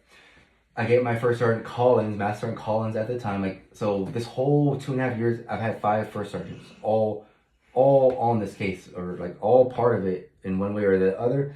But they're all trying to help me get to transfer to government quarters, right? There's nothing wrong. There's nothing wrong yet. But anyway, I'm going through the process. All these people are calling me you're what I need to do. On the military six-slip, it says that if your first sergeant or commander, whatever, I don't know, deems that they can give you the day off if they want.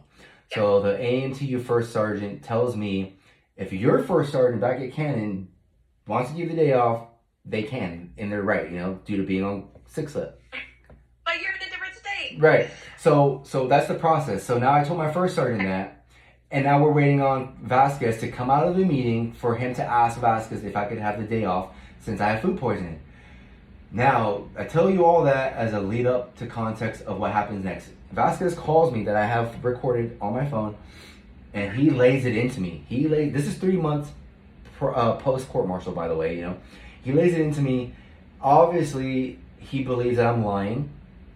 He threatens me, tells me that if you continue to do this, if we're gonna do this again, he says again, as if me missing work in the past for my AWOL charges was a bad thing. Obviously, it wasn't bad due to the judge deeming the reasons of me not going to work was justified, right? But he says, if you're gonna do this again, I'm gonna have you come back the next duty day. And it was a Friday, so that would mean Monday I would have to be back.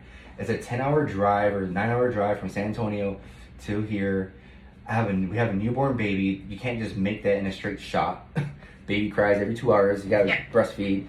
Yes, I could drive and she could breastfeed in the back without a seatbelt, but that's now illegal. Do I really want to risk that to be on time? I don't know. So the fact that he, again, I view that as a threat. But in that recording though, man, he goes crazy. He doesn't understand what I'm telling him. He's like, you're not following the process.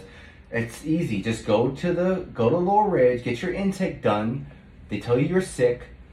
Go back home, squashed. I'm trying to paraphrase him. Squashed. It's over. It's that easy. I don't understand what the issue is. Blah, blah, freaking blah.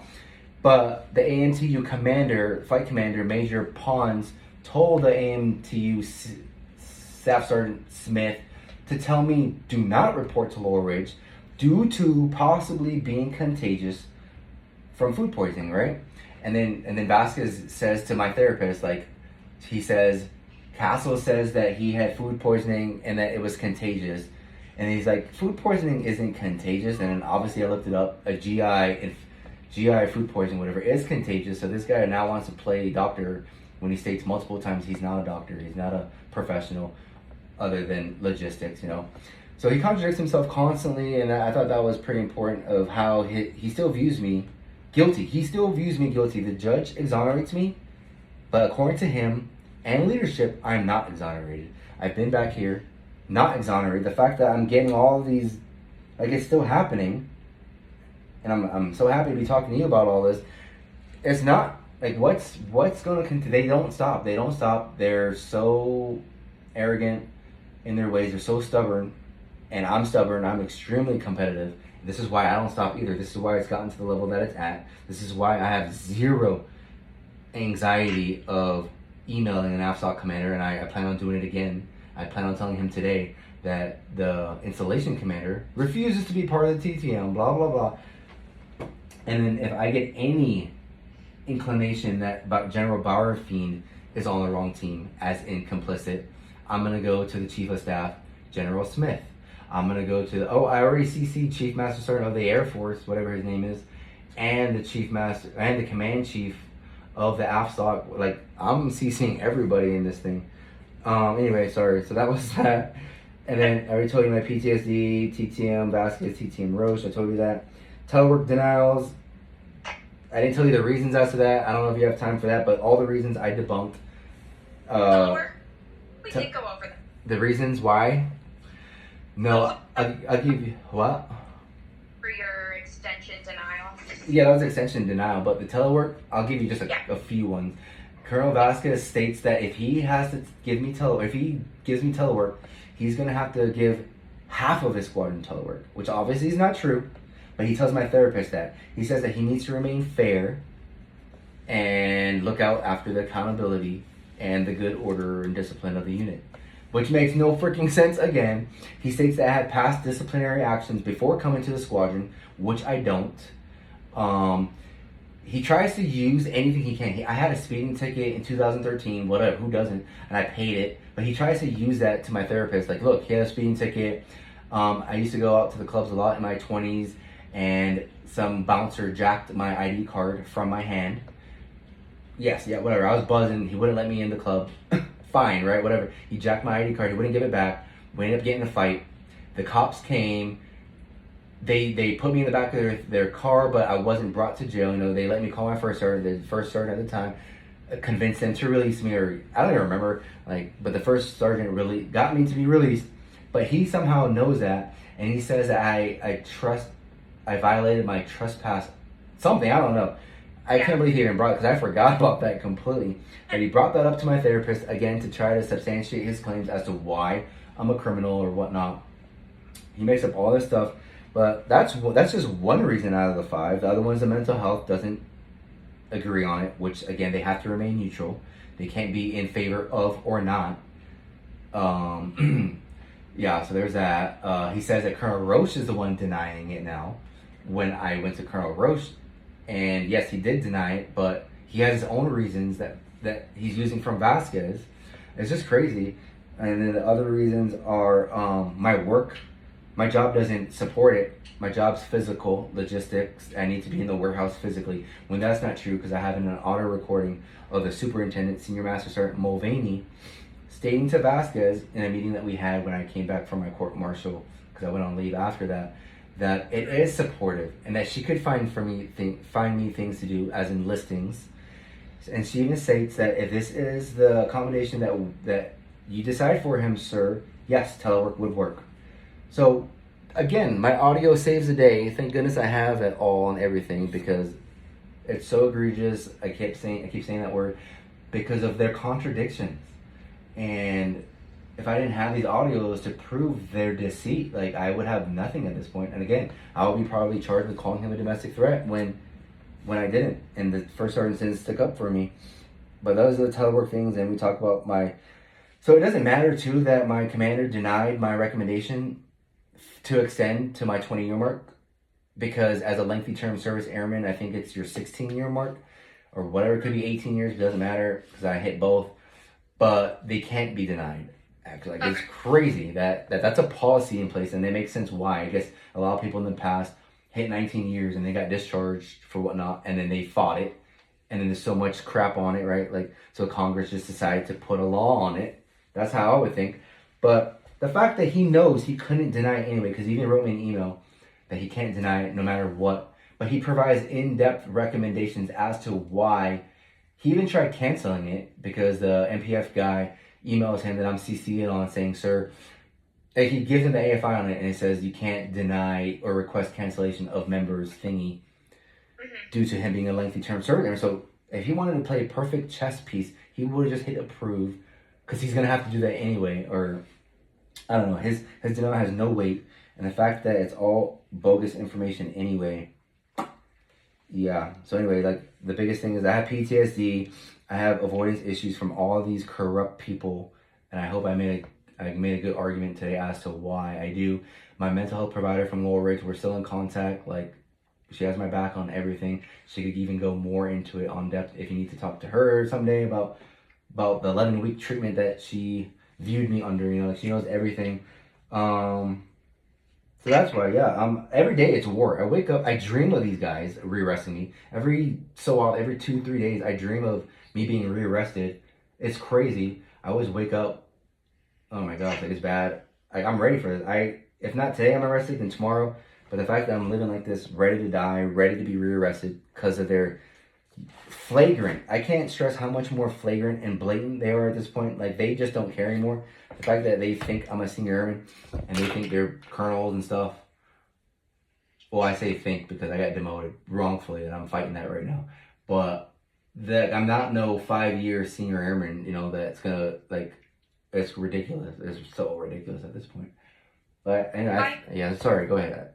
I have a couple questions. When was the last time you applied and got denied for telework? Applied and denied. Oh, that's a good one. So I asked my chief literally 2 weeks ago. I asked her what's the status of it, because I told her prior, since Colonel Roche is denying it due to these reasons, and then I told her these 3 reasons are debunked. They're not true. Can we have him re-examine it or whatnot? And she said she would. And in this text messages from 2 weeks ago, I asked her, what's the status of it? She said, due to your job, like, I'm paraphrasing, she said, due to your job not supporting it, but mostly due to your mental health mental health providers, more than one, not agreeing to it or something like that, more than likely it's not going to happen. But my mental health providers are the one from Low Ridge that I'm still in contact with. But the biggest one is Mrs. Morales on this base, right? But I talked to both of them, and they're not in agreement to it, especially after we've tried teleworking and it's not working. So yeah, sorry, to answer your question 2 weeks ago. About 2 weeks ago? Yeah. Okay. And it's probably been like 5 times, like 5 or 6 different occasions before that 2 weeks, obviously, you know, leading up to a year before that, of me readdressing it. My next question, so I think I just have 2 more questions for you. Okay. Have you made any type of report with the EO or the IG office about? Yes. So I went to the EO when this was happening, I believe in January of 2023, and they immediately turned me down. I forgot his name, but he's some tall black master sergeant at the time. But he immediately turned me down, saying that this is not a violation of your religious views, which is what I was saying. Like, I was saying that all this persecution that I'm receiving is from the COVID mandate, which is from my religious views, but he told me it wasn't. So I immediately went to IG, and in October 2023, I submitted an IG complaint on Tech Sergeant Lip, who was the one who started all this by saying I'm an insider threat and other stuff like that. But I submitted to Major Schroeder at the time, and I checked up on it actually a month ago with Master Sergeant Johnson and Major her name's so hard to pronounce. Starts with a G, Major G, like Gonki or something like that. Does that sound familiar? Gonki? No. Gonki? Yeah, something like that. Goki. Yeah. Goki. It's Goki. Yeah. But anyway, Master Sergeant Johnson tells me, like, it's not even there. It's not even set in place as if it was never received. So it was never worked on. So that's the status of that. But I've submitted an Article 138 complaint on my commander recently. It's a 77-page Article 138 complaint. And in it, specifically on page 5, I write on it, because I know that he could deny it for untimely reasons. If the let me see, how does it go? If you find, I forgot how it goes, dang it. Oh, the discovery date. If the discovery date is outside of the 90-day window, and it's subjective, right? So anyway, I put my 30-day discovery date within the 3 months that I'm submitting it, so he can't deny it for untimely, because I'm already planning for him to deny it for untimely reasons. So I put that in there almost as a fail-safe proof for him not to be able to, and lo and behold, he denies it for untimely reasons. And that's why I emailed General Bauerfeind, because Vasquez is going to retire here like in 2 weeks or 3 weeks. So I think that he's just doesn't care at this point. He's going to retire, whatever, let someone else clean this mess up. And that person is going to be General Bauerfeind, who's going to have to clean this mess up, because that's who it goes to next. He's the next person who has authority in the Article 138 proceedings or whatever. So I don't know if that applies to your question. You asked if I did in the IG. Other than LIP, I have not, but I do plan on doing multiple IG complaints, like at least 15 of them on multiple people. But I've done patient advocacy complaints also from mental health on Major Wiley, on Erica Bond, who is the LCSW for the squadron, the 27 SOLRS, who's the one who accused me of provider shopping that Major Negre at the time runs with. That they all started stating that I'm doing that. Like, they're all complicit. And yeah, I don't know if that was a good answer. Yeah. Okay, and then I think my only other question is, what, if anything, would it take for you to feel safe on Canon? Telework, but that would mean telework from home. So honestly, I don't know. I nothing, because even if Vasquez retires and Colonel Roche is PCSing and Baldwin is PCSing, how about the new commander that's coming in? What information is he going to tell the new commander that's taking his spot? Because look at all the derogatory, defaming information he's already told the first sergeant. And the fact that the first sergeant and I have beef now, or an altercation, because I'm going to do an IG complaint. He's going to be working under the new commander, and he's going to be telling the new commander that I'm all BS. I don't know. Like, he refuses to even listen to the audio recordings of the court-martial. And he told me that he doesn't need to listen to it to try to get me to change his decision on how he views the commander, which makes no sense. That just makes no sense to me. So, not only that, though, because now Major Greer and, I don't know my ranks anymore, Colonel Bergin is now escaping my TTM, like he's trying to avoid it. Like, no. And then I already told you that all the cops told to me from the Security Forces civilian, they all despise me, which I believe because my fiance told me throughout the court-martial, as she was sitting in the audience, she heard these cops in the audience telling her, like, talking derogatory about me, like, that's BS, and then she told me that she heard, I hope he gets charged for this so we could get him back in confinement. Like, it's so egregious at this point. And then even on Rumble and all these podcasts, you can literally just Google my name, it's crazy at this point. All the cell extraction stuff comes up. But, like, there's security forces, but they're anonymous. One guy's name is Conservative 45, whatever. But he's stating all this is false. It wasn't from the vaccine. It was from him not going to work and him stating derogatory information to his squadron. Like, he wants to, I don't know. Like, he's defaming me too, and when I find out who that is. So anyway, to answer your question again, sorry. Like, I'm trying to be reasonable here. I can't see nothing being reasonable. Yeah. Okay. You may not know the answer. If your extension gets finalized and everything, or I guess when, yeah. Will you? Yes, then. Probably not. No, because so I got an email yesterday from a senior master sergeant. I forgot her name. I don't have the email pulled up, but she said no action is required. So they're gonna push push through it or push it forward or whatever. I don't need to re-sign anything, so I am officially extended, I think, because my commander's recommendation holds 0 weight. Right. And even if it did, I would easily appeal it to Bauerfeind at this point. So to answer your question on that, no. And then my skill bridge, so I'm extended to June 7th of next year. May 17th would be my 20-year mark, but that means either December 7th or November 17th, I could start skill bridge. So every day, that's my checkpoint to get to that day to get out of this military. Yeah.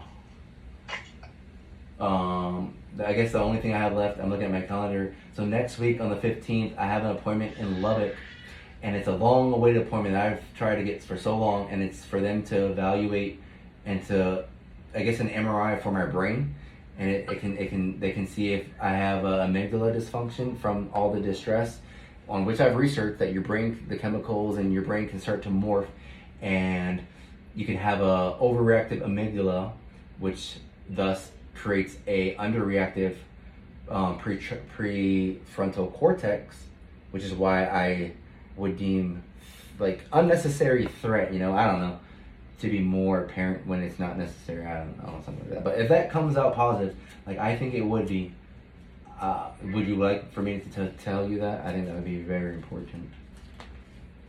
Yeah, I think it could help. Yeah.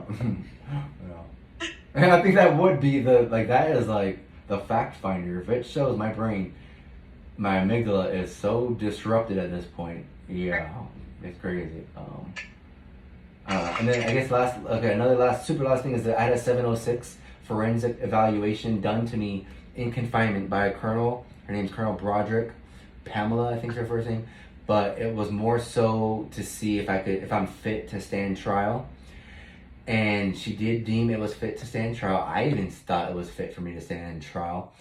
But there's a short report and a long report. I don't know if you're familiar with them. Are you actually? Yeah, so there's a short. Yeah, so the prosecution, they're allowed to have the short report, which are her findings. And and in her long report that I have and my defense attorney has, and that's the only people who should have it, unless I, authorize someone else to have it. But in this long report, that's like 20 pages, she states all the information that the past mental health on-base providers state. Provider shopping. So she's believing them, clearly, like why wouldn't she? Because during the interview, I'm literally in shackles, ankles, and wrists. Like, of course I look guilty. But she uses that, right? Like, it's such a bad 706 long report. It makes me look highly guilty, especially if she's using, again, the information from mental health. I told my defense lawyers, heck no, we cannot let prosecution get this, right? Like, it would make me look so bad.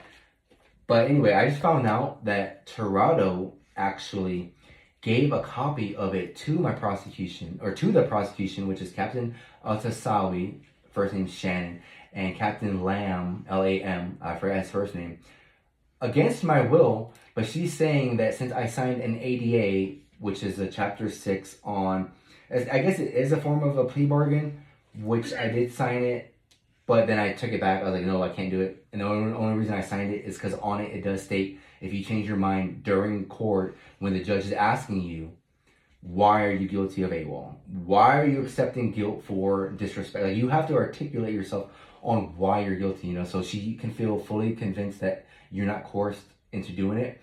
But yeah, I already told me I forget it, revamp it, tear it away after I signed it, because I did feel pressure into signing that.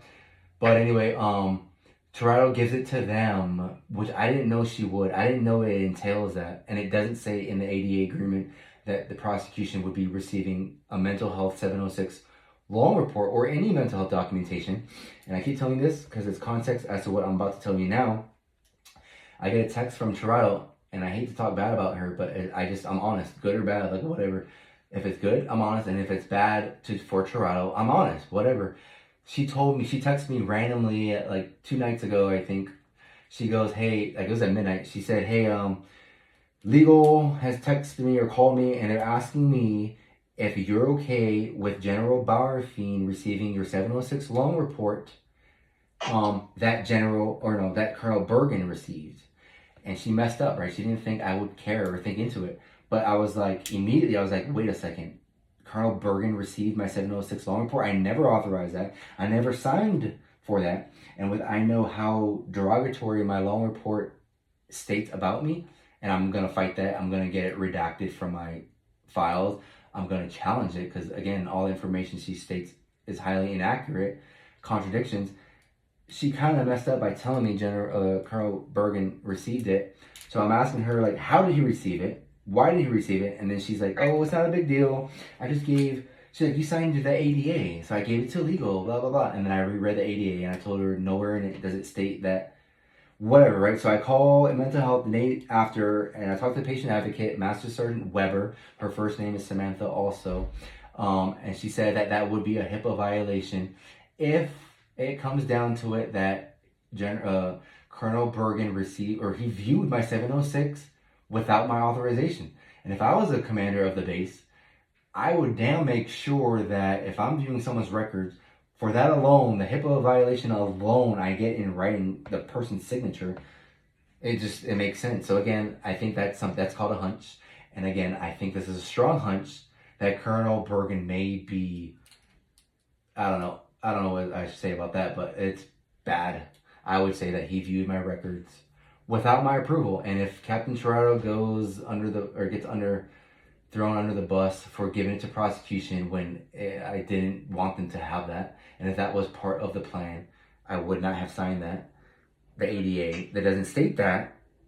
Yeah, I'm not happy with that at all. And now I'm thinking I've kind of turned into a detective on my own, I believe, at least for my own case. I'm thinking Colonel Bergin might want General Barafine to see that specific 706 long report because of how inaccurate I know it to be, but they don't know it to be, right? It provides provider shopping. She gives me the diagnoses of a narcissist and borderline. Yeah. When those are just symptoms of PTSD. When my 11-week therapist as an outpatient says, yes, it's PTSD. I'm not a narcissist. And they say I'm a narcissist because I lack empathy. And then I have Captain, starts with an R something, I don't know, at mental health, which I have recorded too. He said that those narcissist diagnoses could have just been symptoms from me being in pre-trial confinement. So it's an inaccurate diagnosis that she deemed. But anyway, this is the very last thing that I'm still on. I believe that Colonel Bergin, he's complicit now, and I believe that he wants General Barafine to have it. If he doesn't already, I don't know how unlawful these guys can be, but of it showing in my 706 that I'm manipulating the situation, I'm trying to get what I want, and I'm doing everything in my power to get everyone to turn against each other because I'm a narcissist, right? And he doesn't have PT. So that definitely explains it to me. And the fact that Barafine has this, that I can sense and feel this point of contention now with the email that he responded back to me on, as a uniformed service member, it is your obligation to remain professional and to abide by the blah blah freaking effing blah, when all his subordinate leaderships and commanders under him are highly complicit, proven now in a court of law under oath with all the contradictions that they state, but he wants to tell me to remain professional and it's my sworn obligation. That tells me that this guy's highly complicit, on top of him not wanting to be a part of my TTM. Man, I think I figured that out. I really think I figured that part out right there. So, yeah, that's crazy. So these are all the little things I'm trying to investigate myself on. Yeah. There is a lot to unpack. Right? How long is it? Almost 2 hours of just me, yeah. And that, like, everything I've told you, there's so, like, I can talk about 30 minutes of details to the things I've told you. So that's crazy, huh? Yeah. I don't know. Well, I think on my part, I have what I need. I will text you the FOIA link. Yeah. And then, is it cool if I need anything else from you? Just hit you back up? Absolutely, yeah, absolutely. I would love that because I would love to give you any document, anything that I stated that you have questions about, that would be a dream for me to be like, yes, she asked for the insider threat proof, boom, yours, stuff like that. Yeah, and then like I talk about this in depthly too on a podcast. If you want, I can send it to you. I don't know, like if you want, it's called the Real Grit Podcast. I posted on YouTube, but it's on Rumble too from them. But like we're posting stuff, you know, they're going through it for the viewers. Actually, I'll just send you that link if you want to check it out or not. But that goes way more in depth of everything I've talked about today. Yeah. Cool. Yeah. So I have a quick question too. Like, what was the main purpose of this from your commander? I would think it would be to be like to find out if he's genuine or not, on if he feels safe or not. Like if he's trying to BS you. Am I right on that? Like it could be something like that. No, it wasn't trying to figure out if you're BSing about it. It's trying to figure exactly where your safety concerns. Oh, okay, that's good. Cool. Okay. Yeah. And it's funny, right, that it's only two things. It's being rearrested or getting executed, but those have like 30 reasons, right? Yeah. Okay, cool. Cool. Well, thank you for your time, sir. Like I said, I'll send that link to you, and then I'll be. Okay, thank you, Agent Cunningham. I really appreciate your time. Thank you. Yeah, thank you. Bye-bye. Bye. Oh my goodness.